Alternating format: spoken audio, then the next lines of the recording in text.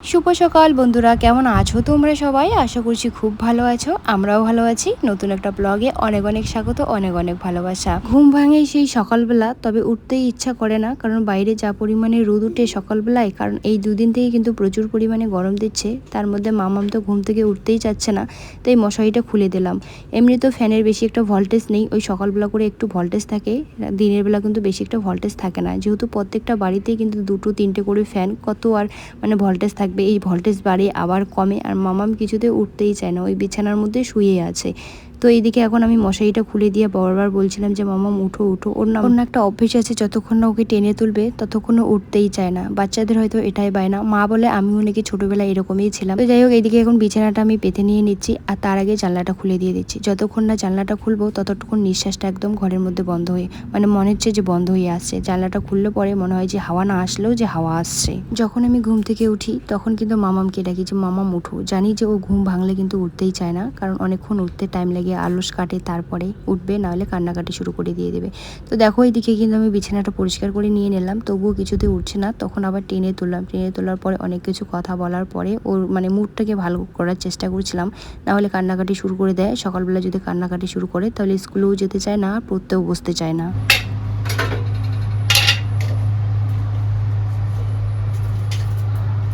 মামামকে খাইয়ে দিয়ে ওইদিকে পড়াতে বসিয়ে দিলাম, আর এদিকে এখন আমি কাজগুলো সেরে নিয়ে নিচ্ছি। ওকে যদি পড়াতে না বসাই তাহলে আমি কাজেই করতে পারি না। ওই যে বাইরে একটা পুকুর আছে, জল তো ভর্তি হয়েছে, ভয় লাগে যদি ও ওই পারে চলে যায় বারবার, তখন আমি চিল্লাতেই থাকি।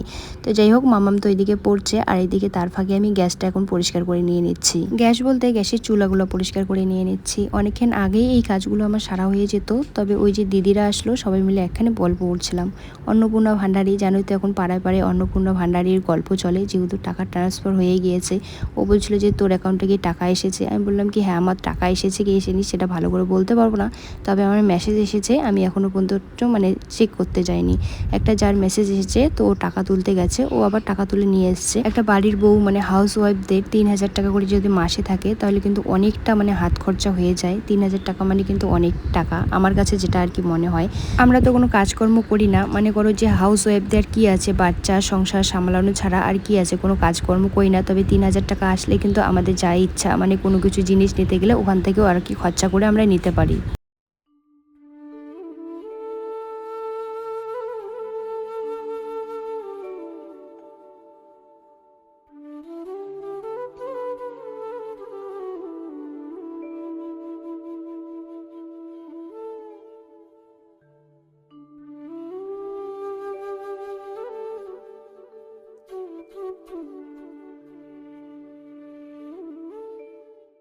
ঘরটা আগেই ঝাড় দিয়ে দিতাম, তো যে বললামই তো জায়রা এসছে, এই বসে বসে সবাই মিলে গল্প করছিলাম, তাই আর এদিকে ঘরটা ঝাড় দেওয়া হয়নি। তো যাই হোক, এখন ঘরটা ঝাড় দিয়ে নিচ্ছি। যতই তুমি ঘর ঝাড় দাও না কেন, কেন জানি না যে একটু যদি বালু লাগে পায়ের মধ্যে, ঘরটা ঝাড় না দিলে তখন একদম ভালো লাগে না। এরকম করেই আমার দিনে যে কতবার ঝাড় দেওয়া হয়। এখন একবার ঝাড় দেবো, আবার স্কুল থেকে এসে আবার ঝাড় দেওয়া হয়, বিকেলবেলা আবার দেওয়া হয়। তো যাই হোক, মামাম যেহেতু এখন বড় হয়ে গিয়েছে, আর মেয়ে বাচ্চারা কিন্তু মায়েদের কাজে একটুখানি হেল্প করে, একটু বলতে ভালোই হেল্প করে। তবে যেহেতু আমার মেয়ে এখনও ছোট, অনেক কাজ করতে পারে না এখনও, তবে ও বলে মামা আমি ঝাড় দিয়ে দিচ্ছি, এটা করতে চাই ওটা করতে। তো এই যে আমাদের খাওয়া দাওয়া হলো, এখন বাসি এঁটো বাসনপত্রগুলো আর কি আমি নিয়ে যাচ্ছি এই যে কলের পাড়ে। এখন এখানে রাখি, এখন বাসনপত্রগুলো একটু মেজে নিয়ে নেব, আর তার সঙ্গে উঠান বাড়ি দেখো কি পাতা পড়ে আছে, কলের পাড় একদম ভর্তি হয়ে আছে। তো এখন এগুলো ঝাড় দেবো, তো তার আগে বাসনপত্রগুলো মেজে নিয়ে নিই। খাওয়া দাওয়া শেষে মামামকে আগে ঘুম পাঠালাম, কারণ ও যদি এখন না ঘুমায় তাহলে রাত্রিবেলা আর পড়াশুনো করতে পারবে না। বইয়ের সময় শুধু এত পরিমাণে ঘুম পায় ওর, শুধু হামি কাটবার বলবে মাম্মাম আমি কালকে করবো, হোম টাস্কগুলো থাক না, আজকে আমি পারছি না, এমন করে বলবে। তখন এত মায়া লাগে মুখের দিকে দেখে। তখন আবার মাও ফোন করবে, বলবে দিদুন আমাকে না কত রাত পর্যন্ত মাম্মা পড়াচ্ছে, আমি না ঘুম পেয়ে গেছে, আমি ঘুমাবো। তখন মা বলে এই বয়সে মানুষ পড়াশুনো করে না, এখন তো বাচ্চাগুলো পড়াশুনো করে, আগে তো খেলতো, এটা করতো ওটা করতো। তখন এই যে ওইদিকে পড়ানো বাদ দিয়ে দিই। তো যাই হোক, চলো আমি এখন বাসনপত্রগুলো মেজে নিয়ে নিই। আর আমার মুখে দেখো ওগুলো কী যেন উঠছে, দেখো গুড়ি গুড়ি গুড়ি গুড়ি, এগুলো হয়তো গরমের থেকেই দেখো গোটা গোটা টাইপ। তো চলো বাসনপত্রগুলো মেজে নিয়ে নিই। দুদিন ধরে রান্না বাড়া কোনো কিছুই শেয়ার করছি না, কারণ রাতের বেলা মোবাইল আমি চার্জে দিতে পারছি না, আর দিনের বেলা করে চার্জ করে ভিডিও শ্যুট করা হচ্ছে না। মোবাইলটা এত পরিমাণে গরম হয়, মনে হচ্ছে যে এখনই হয়তো ব্লাস্ট হয়ে যাবে ওই ভয়ে, আর ওইদিকে আমি রান্না করে মানে কোনো ভিডিও শ্যুট করি না। তো যাই হোক, এদিকে দেখো আমরা খাওয়া দাওয়া সেরে নিয়ে এখন বাসনপত্রগুলো নিয়ে এসেছি কলের পাড়ে এসে এখন বসে বসে মেজে নিয়ে নিচ্ছি। আগে না আমি সাবান দিয়ে মাজতাম, যেহেতু আগে বেশিরভাগ গ্যাসের রান্না করতাম, এখন যেহেতু উনুনেও রান্না হয় তো তার জন্য এই ছাই দিয়েই মেজে নিয়ে নিই।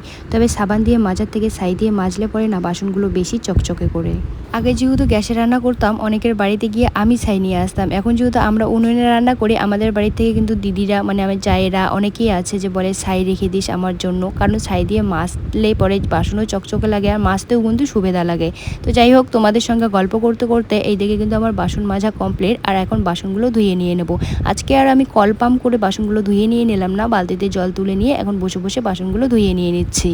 কলের পরে টিনগুলো দেখো নষ্ট হয়ে গিয়েছে, এই যে কাদা মাটি বালু পাই ওর জন্যই হয়তো নষ্ট হয়ে যায়, জং ধরে তারপরে কিন্তু ভেঙে ভেঙে পড়ে যায়।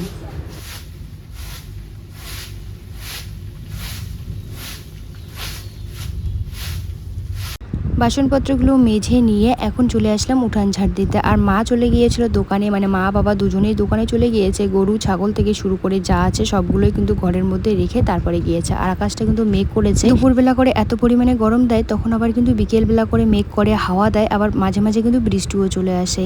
তো এরকম করে মেঘ করে যদি সারাদিনটা থাকে তাহলে কিন্তু ভালোই লাগে কাজ করতে। আর যা পরিমাণে রোদ দেয় উনুনে রান্না করতে কিন্তু খুবই কষ্ট হয়। তো যাই হোক বন্ধুরা, ভিডিওটা আমি এখানেই শেষ করছি। ভিডিওটা যদি ভালো লাগে লাইক কমেন্ট করে দেওয়া, চ্যানেলটাকে সাবস্ক্রাইব করে দিও। তোমরা সুস্থ থেকো, ভালো থেকো, বাই, টাটা।